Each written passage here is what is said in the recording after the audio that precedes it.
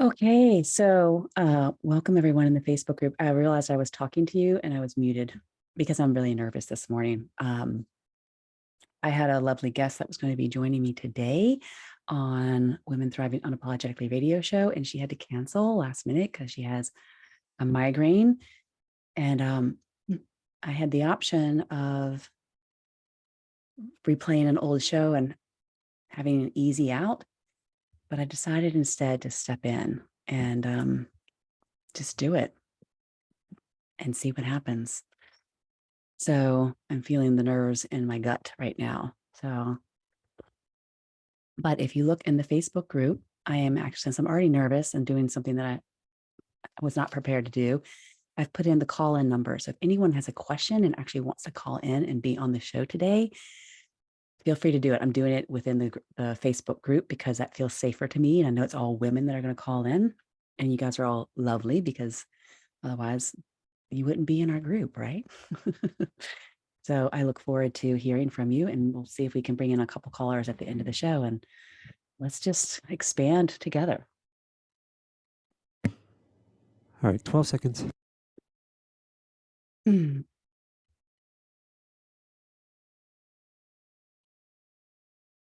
right, here we go. Have a good show.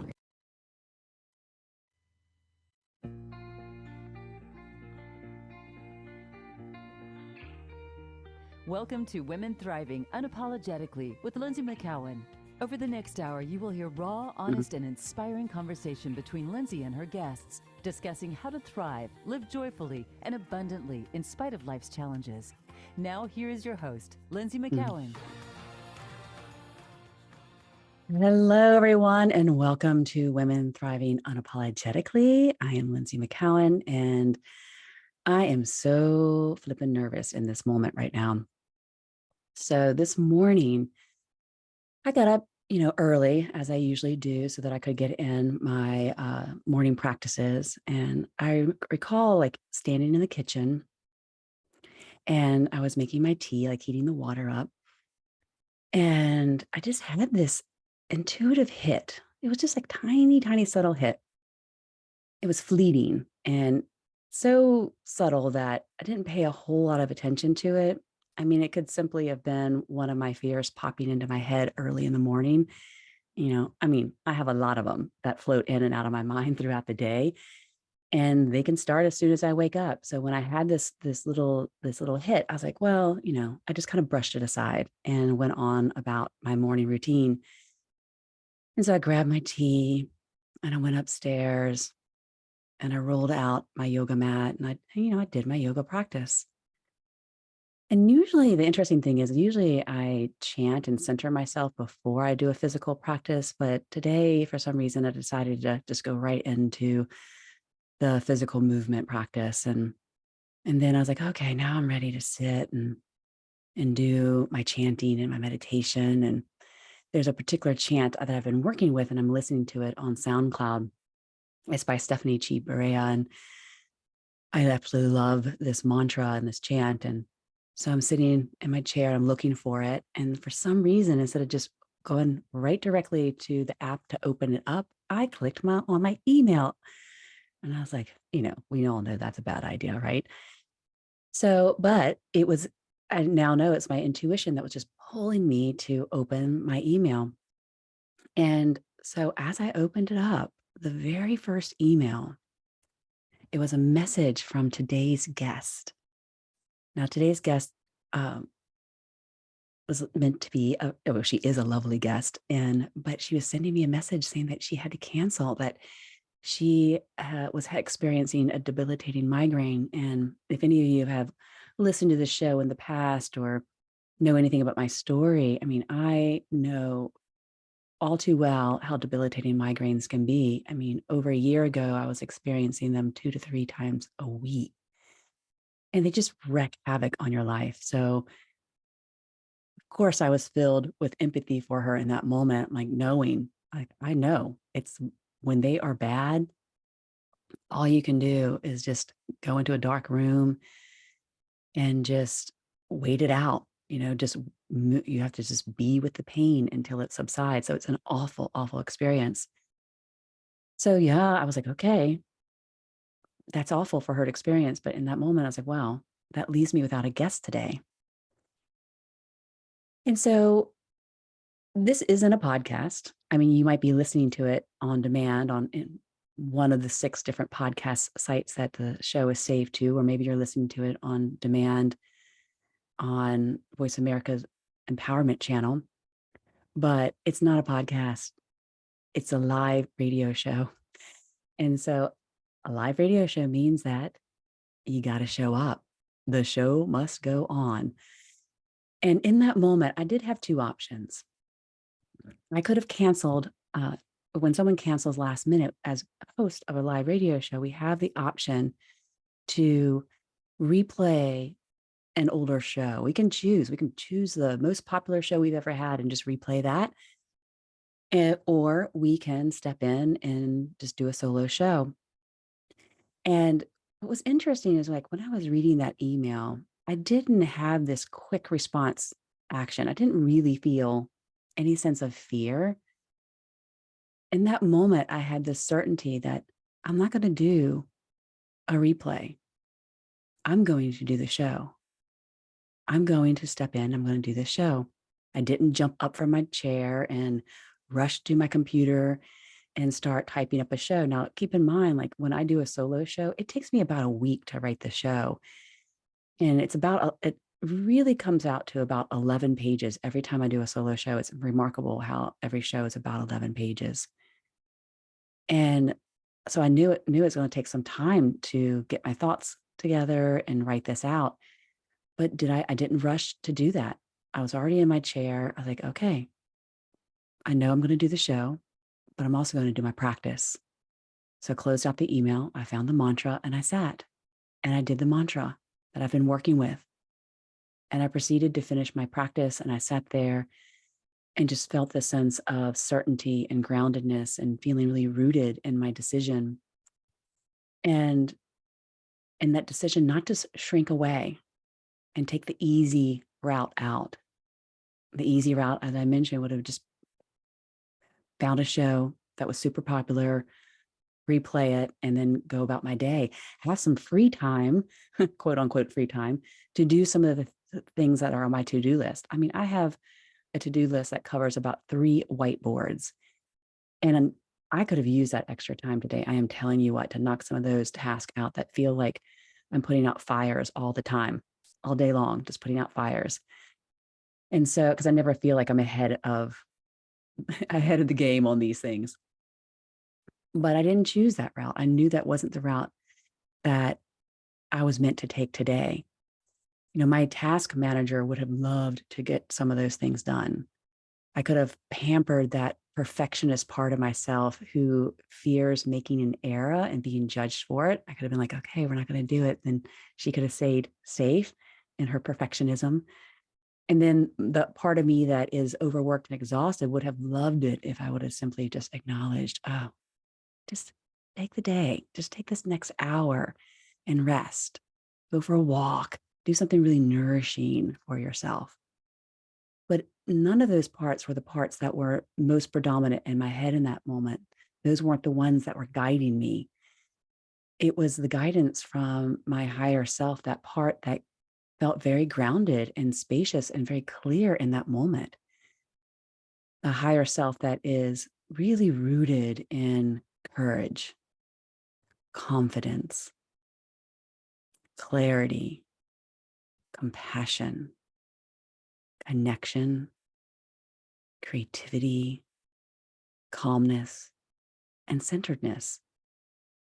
And so this was the part that was most accessible to me in the early morning hours. It usually is. The early morning hours are that sweet, spacious time when I can feel this part of myself and be connected to her, when all the other parts of my mind haven't fully awakened and been charged up or activated or triggered and start to get really noisy and bossy. My higher self is the aspect of soul that said, meh, don't worry about it. Stay here. Sit in the yumminess of your practice, of your mantra, of your meditation. Just be here in this spacious place where there's really no doubt or fear, because you got this. We have this. Regardless of the outcome, we have this. And so what I'd like to do is just take a moment, and let's just take a moment to center ourselves together. You know, I always like to start the show with a centering practice. And so that you get to experience that part of yourself as well that can be calm. We will say calm, cool, and collected. So wherever you are, either standing, seated, lying down, just connect to your breath. Just breathing in and out through your nose. And begin to create a rhythm of breath that feels calming, that feels nurturing. When those lower aspects of mind, the ones that kind of nip at our heels and critique us and judge us and push us, when those are predominant, our breath tends to be short and tight. But we can shape our breath in this moment to bring our connection back to that calm, steady, centered place. And that calm, centered, steady place would breathe with fullness, would be able to take a deep breath in and feel the fullness of life, and be able to release a nice long exhale and surrender all of those parts that just have a very loud voice, but often don't speak the truth. So we'll just do this, a couple more deep breaths in through the nose and out through the nose, and just notice how by breathing in and out in this way, how you feel in your body as you shape your own breath. Oftentimes I like to close my eyes when I do this so that I don't have the distraction of all the things around me to pull my attention and my energy away. But I take my outer gaze and I bring it inward, and I feel into my breath and how I am feeling in my body, so then I can understand what part of me is leading. Is it that part that is calm and collected and cool and confident? Or is it that part that is fearful, doubtful, afraid of being criticized or ridiculed for not doing a good job? So let's take another deep breath in. Oh, and out. And then you can stay here and breathe here as long as you like.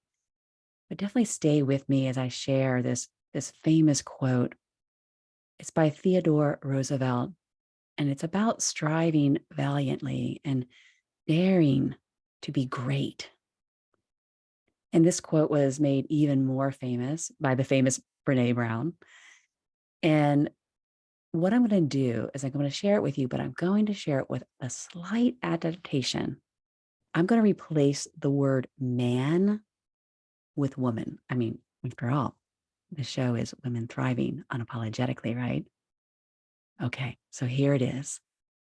It is not the critic who counts, not the woman who points out how the strong woman stumbles or where the doer of deeds could have done better.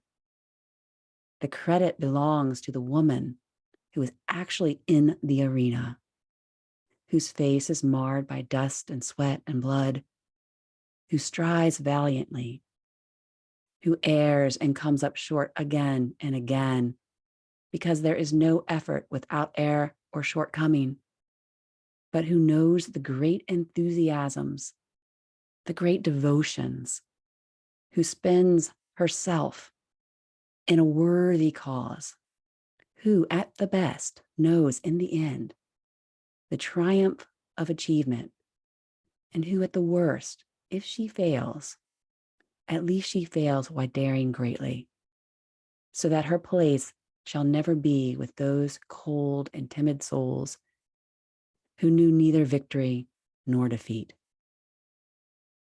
He wrote this in a speech at the Sorbonne, Paris, April 23rd, 1910. And I might have pronounced that incorrectly, but oh well.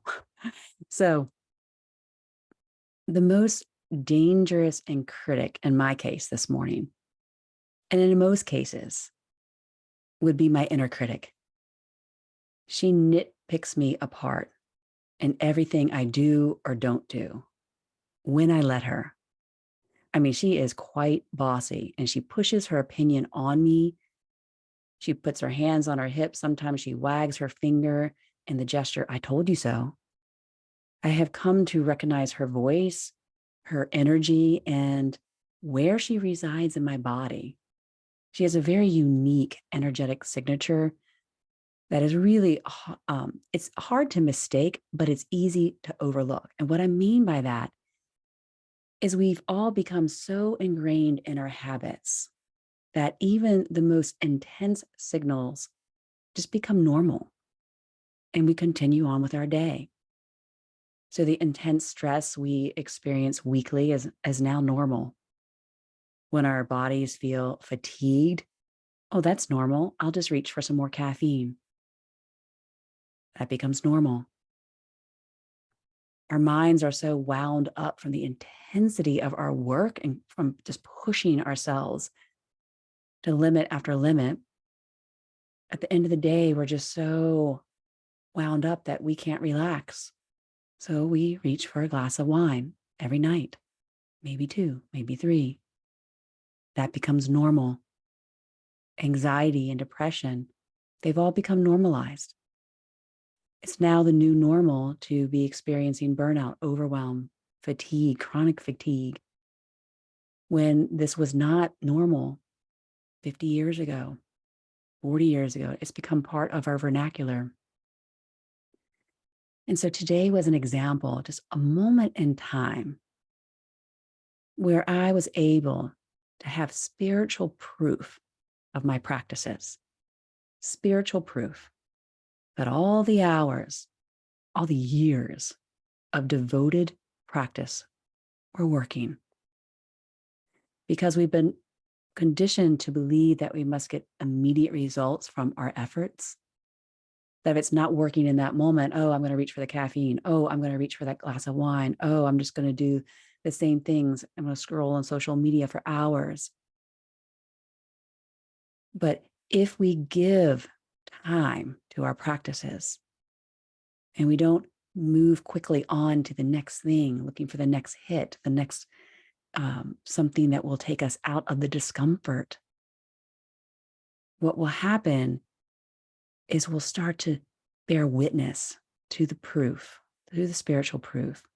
Because, we are humans. We've been conditioned to believe that what we want it now. We don't want to wait.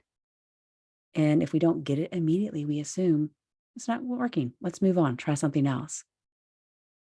The true meaning of yoga is the union of body, mind, soul, and spirit. And many of you know that I'm a yoga and meditation educator, as well as a women's spiritual empowerment coach, because I bring in that aspect of spiritual teachings that are really deeply rooted in a living tradition of yoga. And according to yoga, we suffer because of the illusion of separation between our individual consciousness and from universal consciousness. And there is an ancient yogic text called the Yoga Sutras. And this is a practical guide to your spiritual journey of remembering that union, of remembering who you really are. And there's so many gems in this text, but the one that I recall time and time again, especially when I feel things are not working, is that the Yoga Sutras tell us that in order for your practice to bear results, to see some results happening in your external world, as mostly internal world, but also external world, that you must practice consistently, and that you must practice over the course of a long time. So we're practicing consistently day in, day out over the course of a long time. And that long time is really our lifetime, because we're consistently being hit with challenges over and over again. So why wouldn't we do a practice that helps us mitigate those challenges? And the third thing is that we must practice with a sense of awe and reverence, to be in awe of something greater than ourselves, to be in awe of something greater than our lower mind, our egos, and to sense that there is something else there that is supporting us and guiding us. And what happens is when we do this practice consistently over our lifetime with this sense of awe and reverence, we are able to witness these three things: that we have more joy, we have less fear, and we're able to create things in our life in less time. We have more joy. There is less fear getting in the way of us stepping into and through challenges. And in doing that, what happens is that we're able to create things in less time. And so what I'd like to add to this is that you will also become more grounded and steady, calm and clear when those challenges come up.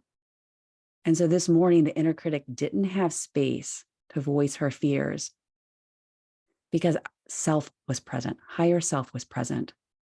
That part of me that is rooted in my essential nature, that part that says, step into the arena, expand your capacity, follow your heart, trust your intuition. And so what I'd like to do is just take a moment here just to feel what that would be like if you could step into that arena, regardless of the fears that might be showing up. Be rooted in self. Trust that that step is going to help you expand into the next greater capacity. What would that be like? So we're already up to the first break of the show. And so what I'd like to invite you to do is to reach out to me and connect, because in building community, we build connections and we build strength and the courage to continue to step into that arena. And the way you can connect to me is by going to my website, lynsiemckown.com. You'll scroll down just a little bit and find what's called the Clarity Call. And it's a complimentary call with me where we just get to connect to each other. We get to talk about all of these things, and I get to share with you steps to help you find your courage and connection so that you can step into the arena for yourself with conviction and certainty. Okay, my friends, we'll be back right after this short break. All right, nicely done. All clear. Back in 2.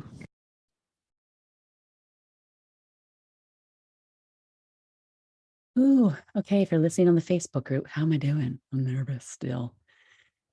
And as I mentioned in the beginning, I said that I write about 11 pages for a show to fill an hour time slot.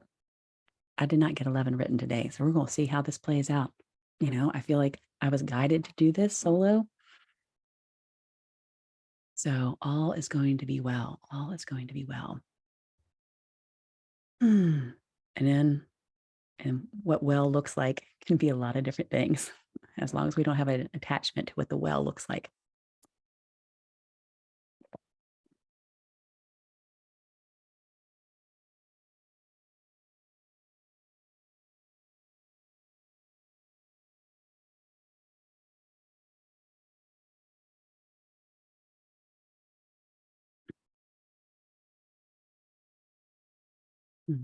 And usually during these breaks, I have someone to talk to.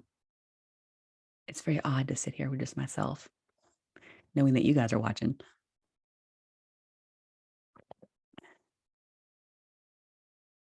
I don't feel insecure at all.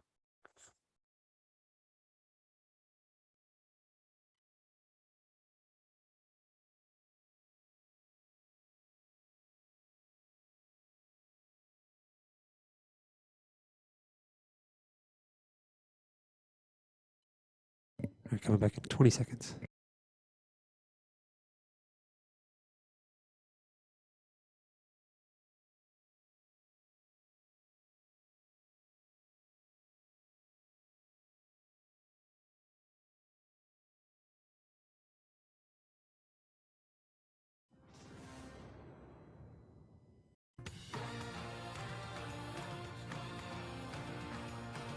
You're listening to Women Thriving Unapologetically with Lynsie McKeown. Have a question for Lynsie or her guests? Want to share your story? Email Lynsie at thrivingunapologetically@gmail.com. That's thrivingunapologetically@gmail.com. Now back to the show. Here again is Lynsie. Hello, and welcome back to the show. Before the break, I was sharing with everyone how I had a guest lined up for today, and she had to cancel last minute due to a debilitating migraine. And that left me in this space of, okay, what do I do? Do I do a replay for the show, or do I step into the arena and do a solo show? And I didn't have anything prepared. And, from the very beginning, Voice America, I have an executive producer. She's like, make sure that you always have a backup show just in case a guest cancels, because if you do live radio long enough, things happen and a guest will cancel. Now, did I heed that advice? No, I certainly did not. And I have this radio checklist that I printed out for myself. So before the show, I have all these things that I make sure that I do before I go live. And on that list is have a show ready in case a guest cancels. I still don't do it. So here I was this morning, like, okay, I had a choice and I chose the challenge because I could feel in my body that I was aligned with my higher self. And I have done this work long enough that I need to trust her. I know that if I trust her, it will guide me to where I need to be. And it may be scary. It may be challenging. I may come out of that arena, as we were talking about with Theodore Roosevelt's quote, like maybe come out of that arena covered in dust and marred and bloody. But I get to experience the triumph of doing something that was scary and fearful and knowing that I did it. I did it, and releasing the outcome. And so we were talking about the Yoga Sutras and the things that we can do to help us have that courage, have less fear and more joy. And the Yoga Sutras also lets us know that those parts of us that suffer, they're suffering because we've forgotten who we really are, and that we are living from ego, and that we're clinging to pleasure and pain, and that we're fearing death. Because yoga is a remembering and a forgetting. It is a remembering of who we are and the forgetting of who we are not. We are not that inner critic who says you can't. We are not our past. We are not our fear. We at our core are expanded awareness. We are the consciousness of creativity, certainty, compassion, and infinite understanding. So stepping into the arena, whatever it represents to you, can be incredibly vulnerable. And vulnerability is not comfortable. We have a very felt response, like our nervous system responds to vulnerability. Our primitive brains are activated and it perceives vulnerability as a very real threat. Our primitive brains take that as a threat to our life, which is the fear of death. Remember, like Yoga Sutra says, that we're not rooted in self if we're fearing that death, or we're suffering because of that fear. And that fear of death can be figurative or it can be literal, especially for women. It is in our DNA that if we are to be seen, if we are to speak up, if we are to take up space, that is dangerous. For in the past, and not only from the distant past, but even in our recent history, when women dared to step into the arena, they were burned. They were shamed. They were ridiculed. They were imprisoned. And so the last witch trial in the United States was less than 150 years ago. 150 years ago is not that long ago. Only a couple of generations. So Lucy Pierce, in her book, Burning Woman, and I so hope she will come on the show. I've reached out to her. So let's all send some love and energy to Lucy Pierce, because she is absolutely incredible. And if you haven't read her book, Burning Woman, then I highly recommend it. She writes in her book that in Europe, there are estimates of up to 9 million women that were burned as witches from 1450 to 1750. That's 300 years. 9 million women. Now, history will say it's much less than that, but we know history likes to cover up the truth of its atrocities. So a woman who lived during these times and was in constant threat, and even during our times are in constant threat of being burned. Back then it was being burned alive. Now it's being burned for living, speaking, and acting in ways that are contradictory or questioned by cultural norms. And so if you surround yourself with medical or, spiritual, or if you kind of butt the system, like, okay, I'm pushing against the dominant culture's medical, spiritual, or hierarchical systems or beliefs, you get burned. And so women are burned for living on their own terms, for trusting their intuition, to following their hearts, to finding their voice, to claiming their space. And so these systems at every turn, then and even now, will depict us as the sinner. I mean, just look at modern Christianity. Who's the cause of all sin? It was the woman. And then at every turn, we're told that we're less than a man, that our power is limited, that we are denied self-authority, that we are denied true connection and expression of our sexuality. And then, hence, we are denied economic survival based on a lot of the systems that we have still in place to this day. And so, according to the World Health Organization, around 500 women a year are killed as witches in Tanzania. That is not an old statistic, that is current. In 2010 and 2012, over 2,100 women were burned in India as witches. You might be thinking, well, that's not the United States, that's not the Western world. But isn't it? How are we burned as women now? If we dare to step into the arena and claim our voice, assert our power and our insights, if we insist on our rights, we get viciously attacked. I mean, how many of you have been attacked on social media in some way? I know I have. How many have you feel like you've been burned by a culture intent on keeping a woman in her place, taking away her reproductive rights? This is done through many ways, manipulative ways. It's done through shaming. It's by destroying reputations, undermining our voices. It's by trying to just hit us hard, trying to weaken our mental and physical health.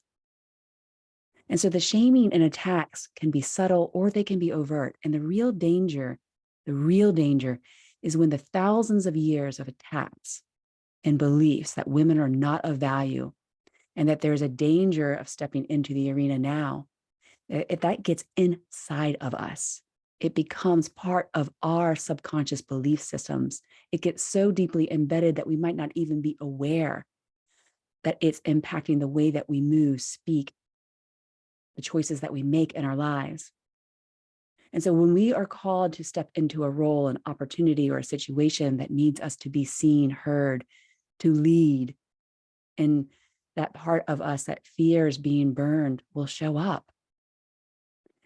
And so she may show up as the inner critic. She can show up as the perfectionist. She can show up as self-doubt or the procrastinator. Now, these parts aren't bad. They're simply there trying to protect you from danger. And they may not be able to perceive that the danger is not real or it's a threat that's not life-threatening. So it's kind of like a real tiger versus paper tiger. But sometimes even those paper tigers can really have some sharp claws. But we as women are responsible for discerning the difference. It is up to us to become familiar with these parts, to really understand where they live in our bodies and what is their unique energetic signature, so that when we are called to expand to a greater capacity and feel the heat in our chest or the knots in our gut or the tension in our throats, we can oh, I recognize that sensation. It's just a part of me that is responding to this situation, to this experience, to this moment, to this opportunity, to this calling. And it's an opportunity to stop, pause, and breathe. Stop, pause, and breathe. And so what we do is we root ourselves and self when we take this moment to stop, pause, and breathe. And we're able, with breathing deeply, create a little bit of separation between the sensations that are causing this, reaction in our bodies and our minds, and witness those parts of us that are afraid, who are trying to keep us safe by keeping us small, hidden, or quiet. And so when you feel that tightness and restriction in your chest, do you simply just say, oh, it's anxiety. There's that anxiety again. I'm just going to go on about my day. Or do you pay attention to what that anxiety is telling you? What is that sensation linked to? What thought, what belief is it linked to? What is the message that it wants to tell you in that moment? And are you willing to listen? Just to take that moment to listen. And so what if that sensation in your throat that makes it difficult to speak was tied to a part of you whose role is to keep you from getting hurt in another relationship? And what if you could become so familiar with the sensation and the belief tied to her that you could notice it as soon as it arises in your body and offer space for her to be present, but not drive your next thoughts or actions, not keep you from having that conversation with the person that you are so attracted to, who you resonate with? What if you could be centered in self and offer compassion to that part, but still be able to take the actions that move you towards your greatness, that move you towards what your heart truly desires? How would that feel? This morning, it felt to me, I felt very centered and calm, as I mentioned. I felt like a sense of certainty. So that fear of death can also be that fear of letting go of those identifiers and labels that we cling to. A part of us must die in order to expand. I want to repeat that. A part of us must die in order for us to expand. And the part I'm referring to is a part of our egos. Our stories must perish if we are to truly step into an expanded version of ourselves. And I work with this all the time. I was actually working with this yesterday. I have a dear friend who I was having a conversation with about this part of myself that I've been carrying around through all of my adulthood. And it's impairing my ability to really thrive in one particular area of my life. And it's become frustrating, and it's so intimately related to my past. So I had the choice to continue to carry that and let it impact my ability to fully step in, or I can choose to do the work that will start to clear this part, the pain that's connected to that part. So these could be parts that are holding you back from fulfilling your destiny. Now, they're not bad. I'm going to repeat that. They just have this role that they've been playing, but that role is outdated now. And it's not rooted in truth. It's not rooted in self. And I have this soul vision that requires me to be seen by thousands, or perhaps heard by thousands. There is a part of me that is terrified of being burned by criticism, shame, called out and ridiculed harshly. Like, who are you? You're not an expert, blah, blah, blah, all that crap. And she has shown up for me as the perfectionist who simply wouldn't try if she couldn't trust it would be perfect. There's also the judge that shows up for me who asks, who do you think you are to do this?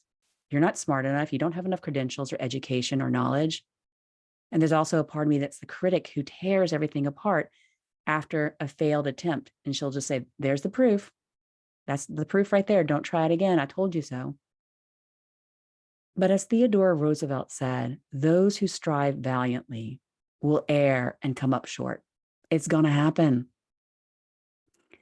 You will be marred by dust, sweat, and blood. But you will also know the great enthusiasm, the great devotion of aligning yourself to a worthy cause. So the origin of enthusiasm is to be inspired or possessed by spirit. So when we are inspired by spirit and aligned with our higher self, we have the courage to step in again and again, no matter how many times it takes. And we live in reverence and awe of something greater than our egos and small scared selves. With dedication and devotion, we come to our practices consistently over a long period of time so that when the day comes, when we hear a calling, we know it's time to expand again. We can step into that arena bravely. It's not without fear, but we have more courage, more bravery to step in and know that regardless of whether we get marred and muddy, we will arrive more resilient, more rooted in self, and with a sense of triumph over the parts of our ego that would have kept us on the sidelines. And in doing so, women, we give power and inspiration to other women to do the same. Because through witnessing the power and the presence and the purpose of other women, we can feel the calling of our own power and presence and purpose. It can be scary. It can be so flippin' scary. But it is so important to do this, because when we do, what we're doing is we actually feel the fear of our ancestors in our bones, in our bone marrow, in our DNA.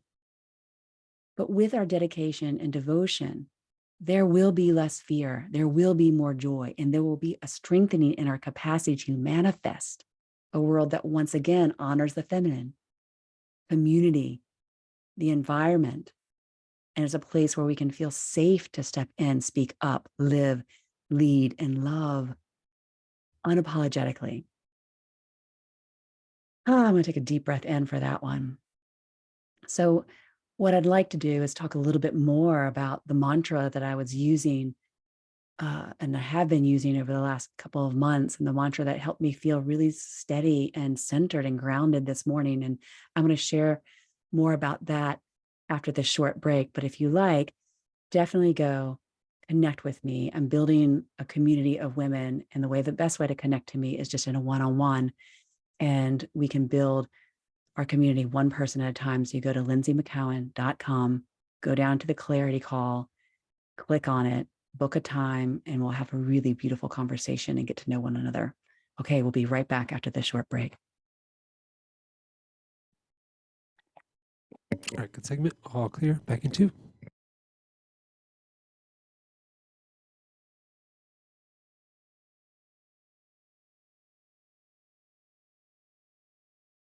Ooh, how am I doing, everybody in the Facebook group? I hope good. I'm just going to check my notes to see how many more pages I have. Oh dear. I have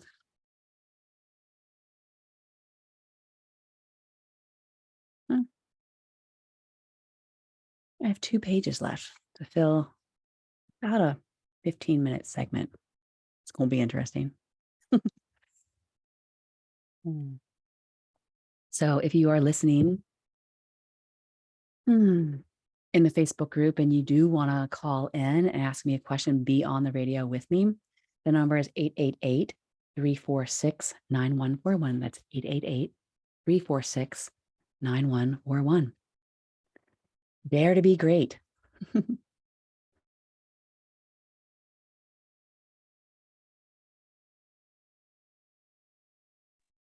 I'm so grateful this cough is not showing up during the show.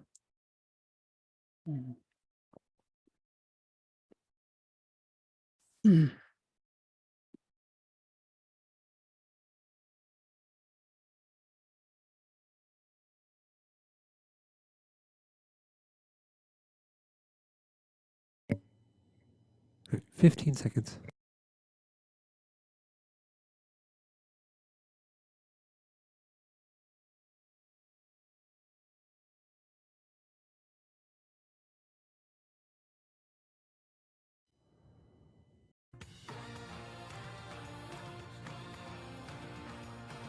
You are listening to Women Thriving Unapologetically with Lynsie McKeown. Have a question for Lynsie or her guests? Want to share your story? Email Lynsie at thrivingunapologetically@gmail.com. That's thrivingunapologetically@gmail.com. Now back to the show. Here again is Lynsie.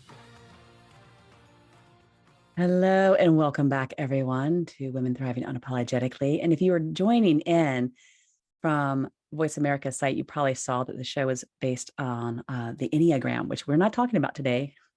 Dear Shannon had a migraine today. And so I stepped in and I did not have time to change the title of the show or update it. I don't even know what the title of this show is going to be. So if you're listening and you have an idea, just email me at thrivingunapologetically@gmail.com because I do need to change it. So we've been talking about how to really, I guess, what is the theme of the show? It's really to step into our power and how we do that. And for me, it's been through these practices, these spiritual practices that are really grounded in an oral tradition that is thousands of years old and really is rooted in the divine feminine. Now, recall that at the very beginning of the show, I said that I have this mantra practice that I've been working with, and it is a Durga mantra. And Durga is a Hindu goddess. And I'll tell you a little bit more about her, but this mantra that I've been using is actually specific for helping to release fear and invoke the invincible light of courage. My friend always says, you can't make this shit up. And it's true because this mantra found me many months ago. I didn't consciously seek it out, but at some level, I was seeking it and it was seeking me.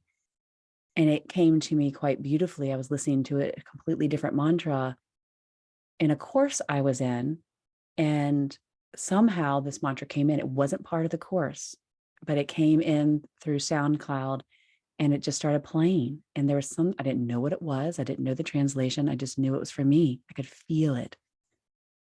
And then the creator, she's not the creator of the mantra, but of this variation of it, this beautiful melody of it, Stephanie Chi Barea, who has been on the show, by the way. Her episode was From Fear to Belonging. Highly recommend listening to that.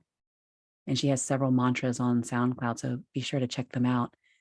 She was the one who created it, and I reached out to her and she shared the translation with me. And I was like, it's perfect. This is what I've been needing. The invincible light of courage that releases all of these fears that have been holding me back from really stepping into this more expanded state that I know I can see clearly as a vision that is aligned with my heart. But these fears are keeping me just what I'm meant to be doing, just out of reach. And I've been feeling this mantra and how powerful it is working on me. Just to tell you a little bit about Durga, she is a warrior goddess. She is both an Amazonian warrior and a mother goddess. She is the legendary goddess mother of the 10 Mahavidyas, which are the great wisdom goddess of the Hindu tantric tradition. And they represent different distinct aspects of divinity that are intent on guiding the spiritual seeker towards more liberation. And Durga is the epitome. Her signature is the epitome of inner strength, shelter, protection, and even community.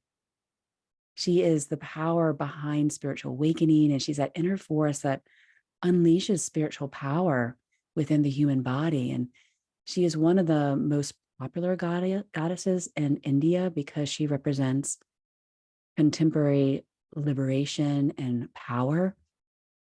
And so when you invoke her Shakti is her energy. What happens is that she'll start to empower your most radical aspirations. And she'll call forth the leader within you and guide you through some of the most difficult challenges that you'll experience. So again, think think this, I've been working with this mantra for months. And in this moment this morning, right before I was getting ready to chant her mantra again, this challenge came up, and I was so in my presence, in my sense of self, that the courage was already there. And it didn't feel like that courage, okay, I'm so brave, and this pushy, this big energy. It was just who I was in that moment. It wasn't outside of me. It was who I was in that moment. And it was just okay, that's who I am in this moment. Let's go with this. Didn't mean that I didn't feel nerves right before we went on air, but But she is one of the most powerful goddesses in India, Durga. And, you know,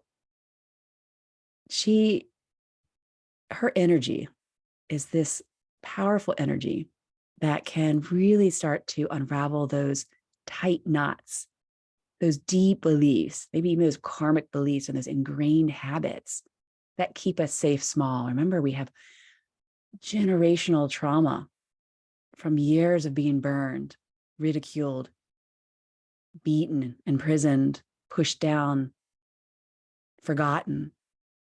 And so she can help really unravel those knots. Her Shakti, her energy is one that can dissolve the neural patterns in our brains that keep us stuck in those past wounds, those past beliefs. She can release those neural patterns that keep us constricted and limited, that limit our perspective and cause us to become so easily triggered and overwhelmed by thoughts and emotions and situations. She is the energy that breaks you free from the old structures of your mind, your body, and your heart. So she's pretty flippin' badass. I mean, come on. What force can do that, all that, and even more? And so what I love about these goddess practices, I teach them in my Awaken the Divine Feminine program, where we take a goddess and we look at her and her energy and how it's showing up in us, or how it might be dormant or neglected within us. And we do the practices to ignite those energies so that we get to embody them and feel them as who we are. Like this morning, I was like, okay, I'm not calling out to something to save me. I've been doing this practice long enough that it's becoming who I am. And so that's the promise of doing these work. And the promise of Durga is that she will always appear when you need her in crisis, because she is that protection. She is the inner strength. So when I felt that challenge this morning come in, like, oh, I don't have a show prepared today. My guest is canceling. I was like, you know what? I have this. Because I am the one that saves myself from me and my own inner shadows. I talked about this on my last solo show that I actually prepared for, called Saving Myself from Me, or something like that. But this energy, this Shakti, is the embodiment of inner power to transform yourself, to let go of addictions, habits, beliefs, patterns, obstacles, and illusions and fears that hold you back. And the caveat is that you have to call upon that part of yourself for help. You have to awaken that part of yourself. You must consistently, over a long period of time, with awe and reverence, do the practices that can awaken these parts of yourself. Because women, those parts of ourselves have been pushed down. They've been so afraid to show themselves, to presence themselves, out of a literal fear and a figurative fear of being burned. But when we awaken them, we start to feel this mysterious power start to become more present in our lives and become more active in our world. And you can call upon these parts of yourself through mantra, which I have been using, but also practices that I use are specific meditation, pranayama, visualization, and prayer. It's powerful when you utilize all these practices together. And so this mantra that has been helping me release fear, it is the fear that comes from an unstable mind. When our minds are not steady and rooted in self, it becomes rooted in fear. And the mantras and these practices bring us back into a homeostasis, because the mind doesn't know what a real threat is and what is a paper tiger. What is the real tiger? What is the paper tiger? And so these mantras help stabilize the mind so that you can see clearly, oh, this is who I really am. I am the courage. I am the compassion. I am the strength. I am all of these things. And so at that moment, after opening that email and reading that my guest was canceling, I didn't feel the fear. I didn't rush, like I said before, and start typing away at my computer. I pulled up this mantra and I started chanting, and I felt the power of the mantra as me, which is clarity and steadiness. I wasn't, this bold, forceful power, but the force of power that is inner strength and the invincible light of courage. I felt her power within me as me. And so the breath is this integral key to a goddess practices. And this is what I teach as we go through this program together.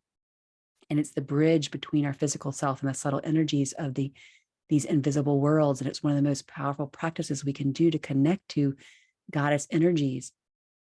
And that we can imagine, like with each inhale, that we draw in this loving, protective, empowering energy. And with each exhale, we breathe that energy through our body. So, for example, with Durga, we could breathe in that sense of strength and courage. And then we exhale, we just feel that strength and courage igniting the cells of our body. We can breathe in that empowering energy, that protective energy, and feel that within the cells of our body, that we become the protectress of our own selves, that we become the empowered, embodied goddess. And so women, we all have this power within us just waiting to be awakened. And you have the capacity to ignite it. If I can do it, you can do it. You hear that all the time, but it's so true. And so if you want to learn how to be part of a growing community of women willing to step into the arena, I am taking those calls to learn more about my upcoming Awaken the Divine Feminine program. We have a conversation first so that you have the ability to speak with me one-on-one and decide together if it's the right fit for you. And you get to ask all the questions and of how you can be guided step by step through the process of healing the wounds that hold you back, that keep you fearful, untrusting, or riddled in self-doubt. And I'll show you the transformative tools. I'll show you how you can move towards your goals in spite of the challenges and how to thrive unapologetically. And we use the goddess practices. And yes, Durga is one of those goddesses to awaken the capacities and energies within us so that we can truly release the past and help us step into our power, presence, and purpose and help other women to do the same, because we are the leaders of the next generation. We are the change that this world so desperately needs. So if you feel called to step into the arena with me and with many other women who are ready, then all you have to do is go to my website, book a complimentary clarity call. My website is lynsiemckeown.com. That's LYNSIEMCKEOWN.com. And we'll be able to start this journey together. So thank you so much for staying with me throughout this show and allowing me to step into this arena today and step into my next level of greatness.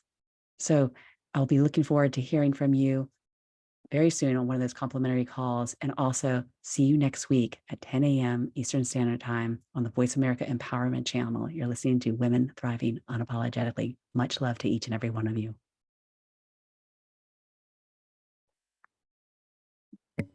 All right, that's our wrap. You did it. Did a Woo! great job. Thank you. Yeah, you're welcome. Yeah, okay. Thank you. I'll see you next week. All right, have a great one. Thanks. Okay, there you go. I did it. Woohoo. Feeling the triumph. So I'm seeing if there's any questions in the Facebook group. And if you're listening to this on YouTube, just know that there is a Women Thriving Unapologetically Facebook group that I live stream in every week, where you can engage in conversation with me and the guests, ask questions and all that good stuff. Yeah, authenticity trumps fear. Yes, Renee. Oh, thank you so much. Okay, so we don't have any questions in the Facebook group. We didn't have any callers. I did put it out there. I gave you an opportunity to call in. That was a big step for me. So maybe I'll try it again next week. But until then, everyone, definitely just stay tuned, stay engaged in the Facebook group. Even if I'm not engaging, you can engage, so that we can still build the community together. So sending everyone a lot of love today, and I'll see you next time.